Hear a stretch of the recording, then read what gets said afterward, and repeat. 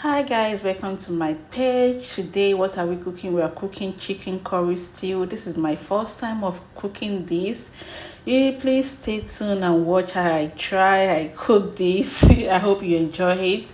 I use my vegetable oil, onions, my pepper, tomato, Maggi, chicken, turmeric, thyme, curry, salt, and Maggi. Those are the things I use.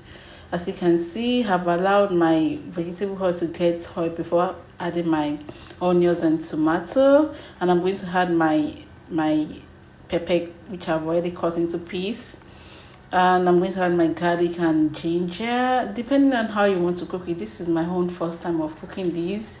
You can always share your own recipe down in the comment section. Yes, you can share it down in the comment section.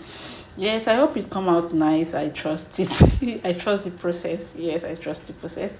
And this is me adding the chicken. Yeah, as you can see, our chicken curry is almost ready. I'm going to add the salt and Maggi to taste. Yes. Wow, wow. I know I'm really trying because I'm perceiving. I love this. And you can use this to eat rice. Yes, which I'm about to cook. I'm going to eat white rice and eat it. Thank you guys. Bye.